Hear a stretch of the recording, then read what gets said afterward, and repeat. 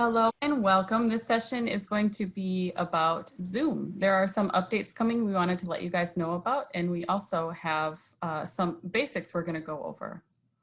So without further ado, I'm going to review a couple basics and then I'm going to launch into some updates that are coming.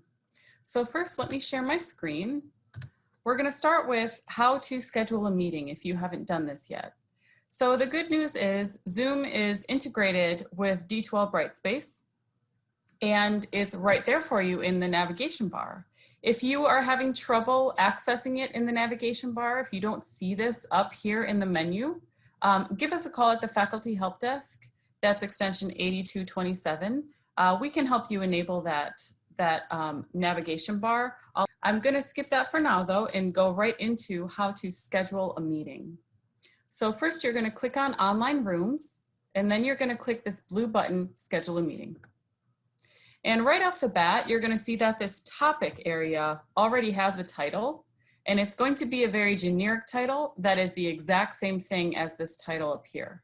And so what I'm going to recommend is that you change that to something more specific to your class, but still general enough. Something like maybe, you know, Tuesday, Thursday class session, something like that, because you're going to set up meetings for your entire term with just this one area. So give it a title that makes sense. You can skip the description. And then what you're going to do is you are going to pick the very first session date. So say my class begins this Thursday, the 27th, and it begins at, 4 p.m. It's an hour long, but sometimes it goes over. I can give myself a buffer, hour and a half maybe. But this area, it will not close your Zoom meeting after the duration is complete.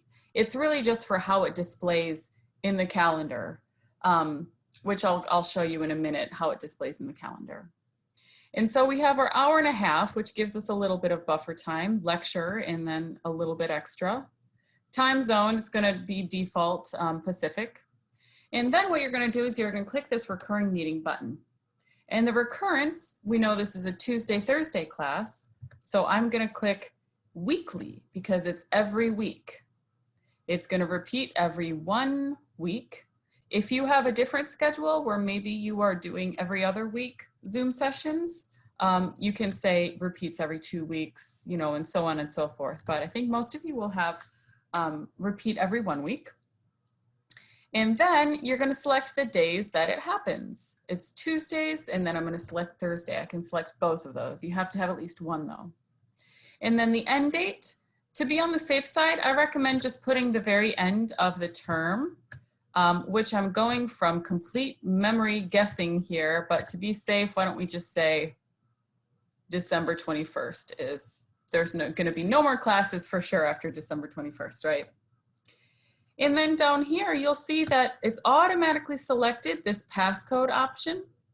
And so for those of you that are somewhat familiar with passwords, this is now passcode. I'll return to that note in a moment, but this is essentially something that someone would use to enter your class if they were entering without joining through D2L Brightspace. So if it is an outsider who was not invited, or if it is someone joining from their phone, they will need to enter this in order to enter the room. And so this is the default right now for this to be enabled. Some people have chosen to skip the passcode and just opt for the waiting room. And we'll go over kind of how the Zoom updates are going to affect that a little bit. For now though, I think the simplest option is going to be that passcode. So it's already enabled for you. You can choose to keep the waiting room enabled, or you can deselect it. Down here we have video host participant. And so this selection is for when people enter the room. I recommend leaving them off for now, because people can always choose to turn on their video. And you don't ever want to surprise anybody with their video already being on, right? You could choose to have yours on automatically. I just say leave them off though. I think it's simpler. And then the audio, we have telephone, computer, and both. So you want to make sure you keep it on both. because that's going to give them the option to join their audio through their phone in case they're having audio difficulties. If they have like a weak internet connection, it's a really good backup to have that telephone. And there's an option for them to do that in the audio settings of the meeting itself. You can also make that information available to people ahead of time if, you know, perhaps you already know that some students are going to have to join just by phone. You can make that available to them. And down here, they are defaulted all unselected. The only one really that maybe you would consider selecting is mute participants upon entry. No longer, I just say don't enable join before host overall, because I think it's a more consistent experience for students, and it also just safeguards you, the teacher, a little bit more.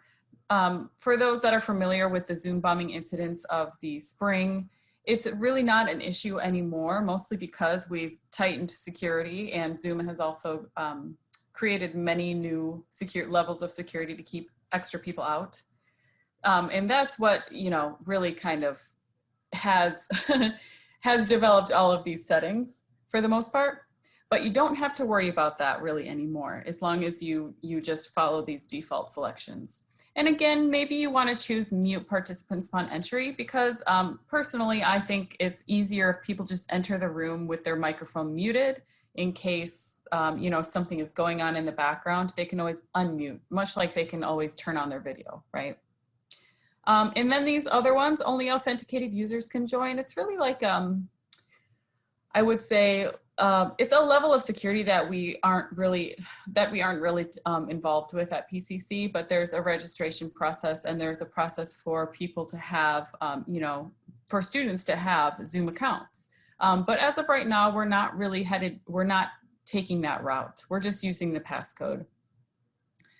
Enable additional data center regions for this meeting. I wouldn't worry about that. It's for, I think for, you know, high attendance type meetings where you might have a lot of people joining, like over 100 perhaps, that you might consider using the additional data centers. But here I have done all of my settings, and then I'll click save. And then the next page is going to be basically a recap of everything I just did. And it also has this join URL. You will not need to give this out, but it's good to know where it is in case you do. This is the link someone would use to join the meeting. However, if students are joining a class session, we always want to direct them to going to the online rooms tab, where they will see all of their classes lined up. They see each date that they're occurring, they see the time.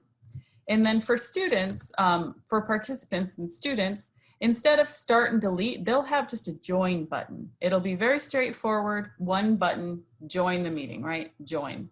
And for me, since I'm the host, here is where I'm gonna start the meeting. Only the host can start the meeting. And here is where I can delete it if I want to as well. And so speaking of entry points, I wanted to talk about that calendar item. When you're choosing the time for your meeting and you're setting it up, and you're choosing, you know, how long it's going to take, it's really only going to affect the calendar. Again, it's not going to kick you out of the meeting if you go over your estimated time. But let's see, the first one I have here. Here's my event, right? So here is my Zoom session, and it will stay up there for that whole, until the end of that hour and a half that I have put inside of the Zoom settings. And so that's really the only time it matters, is how long it stays visible on this calendar on the homepage. And so students, again, can go to the online rooms tab up here and click join, like I just described, or they can click here and it says click here to join. So whenever you're recording your class sessions, you'll want to make sure you record to the cloud. That's key, because once you do, students can go to online rooms, and there is this cloud recordings tab that you can also access as well, of course. And that's where your recordings will show up. It'll have the date, so it's very easy to navigate, but that's where they go. and you don't need to download them. You don't need to do anything unless you want to. It'll just be right there after you record. You will get an email saying that your cloud recording is ready, but you don't need to do anything with the email because they'll just be right inside of that tab. So we're going to talk about some of the default settings, how to log in and update the client. There's an update to the screen share that's pretty exciting I'm going to show you, and I'm going to review host controls, review passcode and waiting room, and also a couple of additional helpful settings. So first of all, how to log in. This is going to be very important because you need to make sure that you're logged in as the host in order to record the meeting and also kind of just lead the meeting and to start the meeting actually. So this is how you log in. You have, first it's going to, when you go to D2L Brightspace and you click start on that meeting title, it's going to launch. And this window probably looks very familiar because that's what everybody sees when they join a Zoom room. It says open Zoom meetings, and then you're going to click sign in. You already may be signed in. This is for if you are not signed in. So you're going to click sign in, and then you're going to choose the option sign in with SSO. SSO stands for single sign on, and that just means that you're going to use your PCC login stuff to sign into Zoom. And so it'll ask you for your company domain, and you'll put portlandcc.zoom.us. And then after that, it'll take you to this very familiar yellow box that you sign into My PCC to get to your email and everything else. And then you will be logged in. You'll be able to see that you're logged in. If you go to your taskbar at the bottom of your computer screen, you'll see that little Zoom icon. If you're inside of a meeting, two windows will pop up. The meeting that you're in will be on the right. And then here is the Zoom client. If you're not in a meeting, it'll just be that Zoom client window here. And here it is a little bit bigger. And that's what it looks like when you're logged in. So that's also where you are going to update Zoom. So there's a big update coming on September 27th. Keep an eye out for that. But we recommend people just check for an update once a week. You're going to go to that taskbar. You're going to find your Zoom icon. Once it's open, you're going to open up your client. And so again, this is what it looks like if you're logged in. If you're not logged in, follow the steps to log in, and then you'll see this window. And then you're going to go to the little picture, or if you don't have a picture set up, it's just going to be your initials. In the top right corner, you're going to click on that, find check for updates, and then it will give you kind of your classic checking for updates, beep, beep, boop, like your progress bar. And it'll let you know if there's an update to install. And you don't want to do this in the middle of a meeting though, because you do have to, it's not going to reflect in that meeting. So do this kind of on off time, or maybe, before you start a meeting. And then I wanted to cover one of the updates that already happened. So you guys might have noticed there's a few cool new things. You might have seen people inside of meetings with some interesting settings, like I'll show you right now. There's filters available. I can give myself a little halo, a hat. Here's a little pizza hat, rainbow glasses. There's really fun like filters, a little augmented reality filters, which are cool. Use as you would like. So this is one of our faculty members, Eric Dotson. Good evening. Portland protests are calmer after federal agents agree to leave. No, sorry, this is really cheesy. It's not the news. This is just actually a Zoom presentation. This is a new feature that Zoom has. It's not life-changing, but I thought it'd be nice to show off. So it's not a green screen that I'm using. It's actually just a PowerPoint slide that's going in the background. So it could be any color going on in the background, or you could put up something about class. You could put up pictures. That might be nice. If it's an easy way to switch through a bunch of backgrounds quickly. And if you are doing a class like a discussion questions or instructions for something, this could be a nice way to kind of stay part of the stay present, I guess. This way, instead of sharing a screen and having your picture be just this tiny little thing off to the side, you could be at least present. If I click on my face, this blue thing comes up so I can move to one side or another if I did need to be small, and I got that option. So he'll show you in a moment where you can find this, but it's basically having a virtual background, but that virtual background is your PowerPoint presentation. And so you can see it's just a bit more dynamic. It's more interesting than just sharing a screen. And you can adjust your head, and it might make for a really cool recording. So you can start recording your lectures and then reusing them later. So here are some key things that you have to make sure. It has to be version 5.2 or higher. If you go to update your Zoom today, it will update to version 5.2 or higher. You have to go to share screen and then advanced features, and then there'll be an option. So advanced features is one of the tabs when you go to share your screen, and he'll show us that in a moment. And then it's called beta, PowerPoint slides as virtual background. So here is where he's talking about. When you're hosting and you click share screen, you have this normal is what you see at first. This is the basic tab. If you go one tab over to the advanced tab, that's where you're gonna see PowerPoint as virtual background. And that's what you're gonna click to do what he's doing. Yeah, so it's a really cool feature that's available to you right now that can make lectures just a little bit more dynamic. So that's one of the really cool new updates that's available right now. I wanted to review really quickly the host controls while you're inside of the meeting. Okay. So here's what the host control bar looks like. Everybody has a black bar at the bottom of their Zoom window, whether you're a participant or a host. It just looks a little different if you're the host. And the biggest thing is going to be the security button. And this was, of course, you know, in reaction to Zoom not being the most secure when people were crashing rooms, but that's not an issue anymore, in large part because they made really cool advances like the security button. So when you click on the security button, it has some things handy for you, just very quick, only 2 clicks away. You can lock the meeting.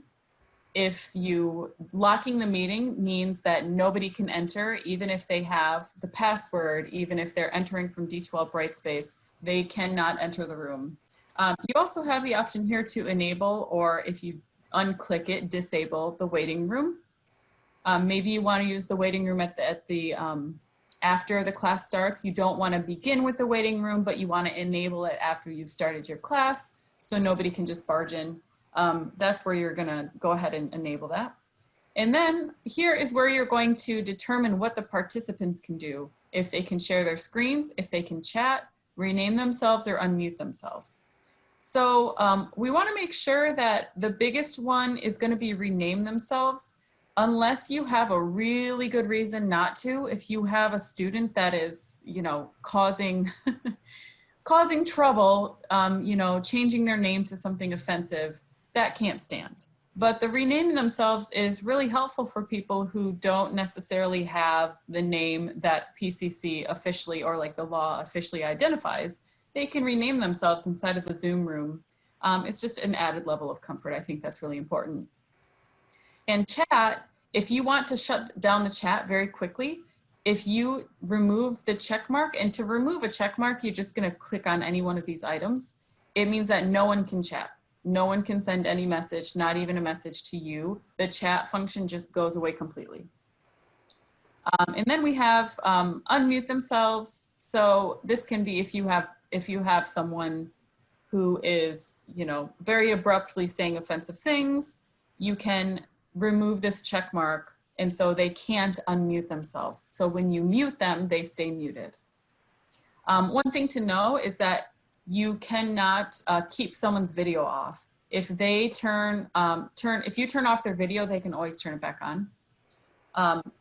But again, we don't really anticipate too many security issues anymore now that Zoom has these updates, and we also have just more secure Zoom rooms.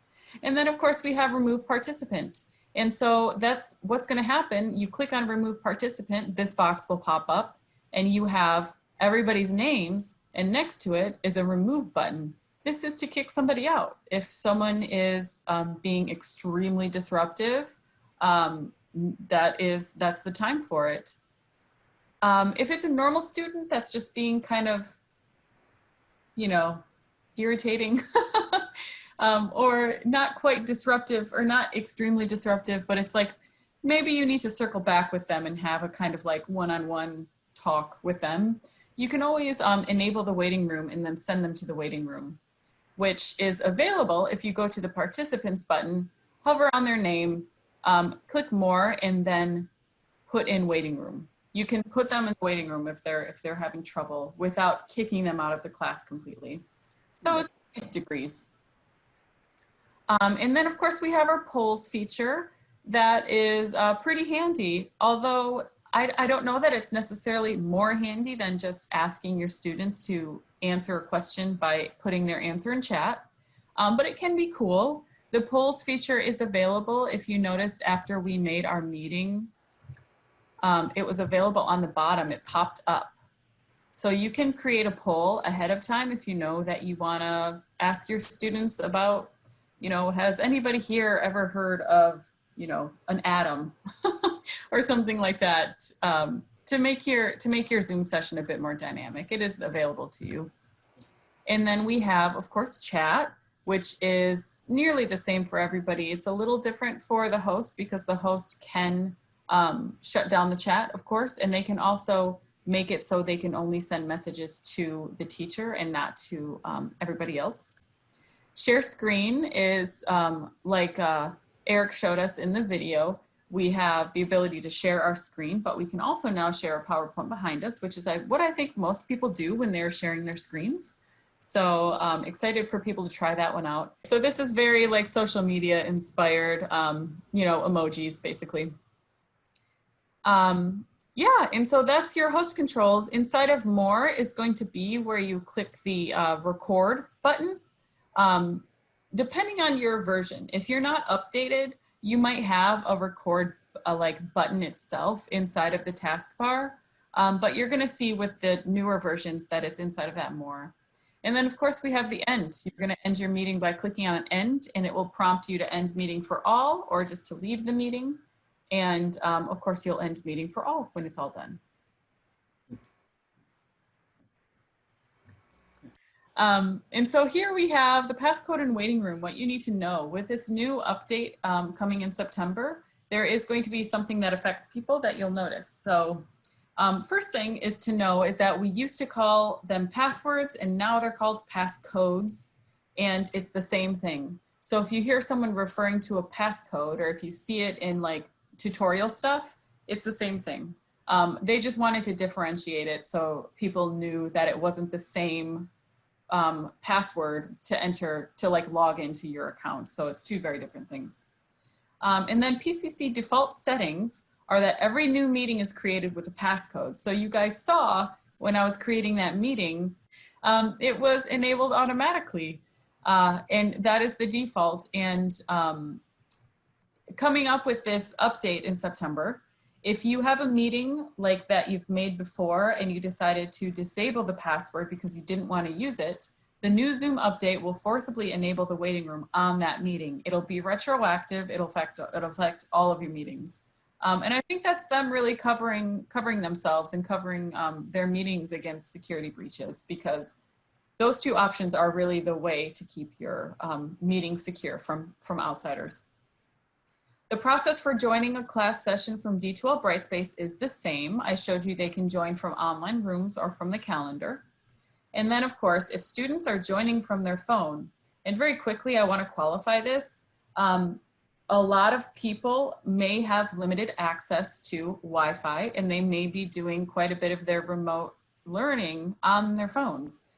There was just an NPR article about this actually, about there was already a trend towards students using their phones, and it really took a big leap up when COVID hit and everybody went remote. So keep this in mind. If students are joining from their phone, if they are using their phone, it's going to open up the app on their phone the app is going to ask them for their meeting ID, or if they're inside of their browser, it's still going to open up in the app and it will ask them for that passcode. So I mentioned here, you could consider surveying students ahead of time, or to be on the safe side, you can just provide that passcode on the course homepage. And you're going to see that passcode, it'll be displayed. You can display it inside of here, or when you're creating the meeting, you saw that box, it was displayed. You can make the passcode something that's easy for you to remember, or you can just stick with what it generates for you, a random one. But here is where you're going to show that. And you can put that on your course homepage. Perhaps you post it as an announcement on your homepage, so students can find it, but it's not like out for the public to find, which is key.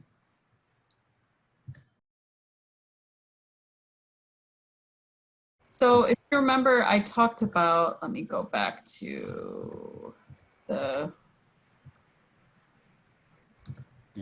right. So inside of the Zoom client, you can access some settings, including virtual background, and you can have this ahead of time. It's also while you're in the Zoom meeting, if you click the drop down arrow, you can do this right now with me. If you click the drop down arrow and then choose video settings. Okay. And then let me go back to the slide. In background and filters. Okay.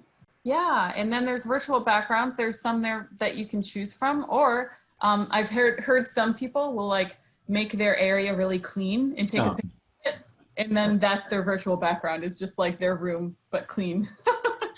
Right. So one thing I wanted to point out though are these additional video settings that are available that I'm definitely making use of.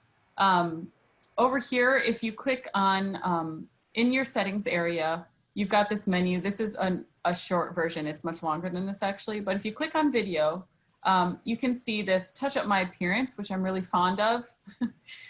You can turn it all the way up and it will just smooth everything out.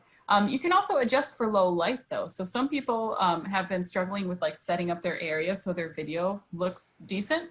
And here you can adjust for low light. The default is that it's on auto, but you can always turn it up, turn up the adjustment. And also it's always display participant names on their video.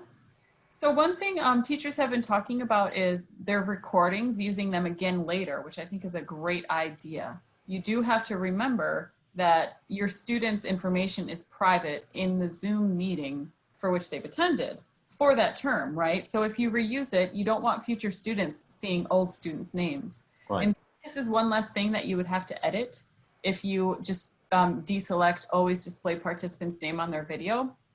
It's one less thing. And I have it turn off my video when joining meeting. We talked about that already. And down here, if you go to background and filters, we were just talking about the virtual backgrounds, which I think people are pretty familiar with.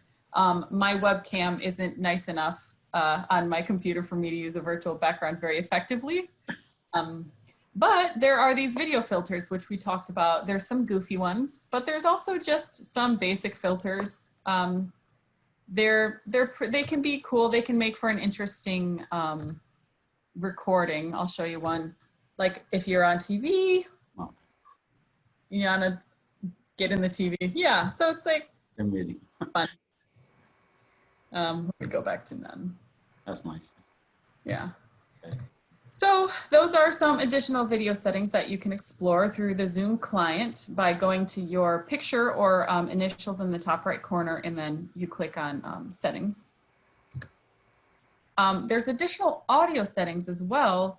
So if you're somewhere that maybe you have a fan on, or maybe you have other background noise, or like they're doing construction next door and it's been an issue, there's this option to suppress background noise, and the default is for it to be on auto. But if you know that you're going to be only talking and there's construction going on, you can turn that up to medium or even high. And for those, I don't know that this is the case for you, but I know for some people like movement teachers, yoga teachers that are using music as they instruct, you can turn your suppress background noise to low instead of auto, and then it can help make it less choppy between talking over music. Let's see. And then the rest is pretty straightforward. Automatically adjust microphone volume, I think, is handy. Just so you don't end up, in case you're shouting and you don't know it, which is the case for me quite a bit. I'll be shouting and I don't realize it.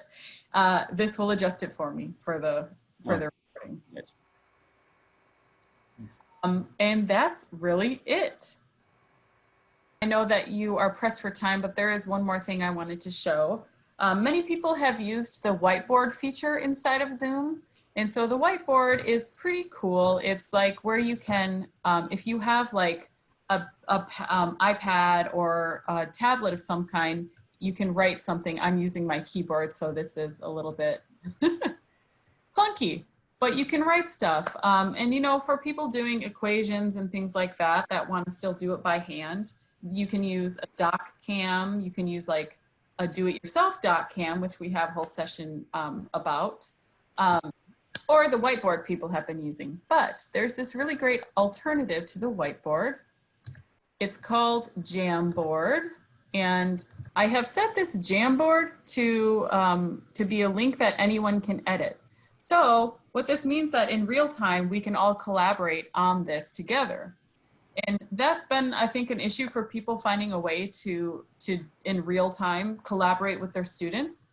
But Jamboard is really cool because you can do, you can add a sticky note.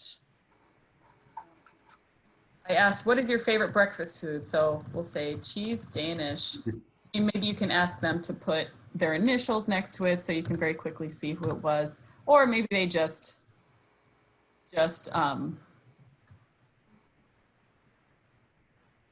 chocolate croissant, good choice. And you can also, if you do have a tablet or an iPad, you can choose to write on this as well. Yeah. Terrible trying to do with a keyboard, so. But that's available here as well. But it's I think a little bit easier than asking students to annotate a whiteboard. And it's great for real time. And I think it's easier to share with them later too. Excellent. Melanie's adding a couple extra notes here. Gotcha. Yeah. If you go inside of your email or inside of Google Drive, you'll see this little, what we call a waffle. And so you're just gonna move my video. You scroll down a bit, you'll see this option, Jamboard. And that's how you get to it, and that's how you make them. Just go to plus. Untitled Jam. Give it a title by clicking on it. And then you're going. And to share it, of course, it's just like Google Drive. So once you share, you can change the link to anyone with the link. And then I go, can edit. And then here's the link for me to copy. And I can paste that in the chat of my Zoom window, just like I did with our breakfast foods.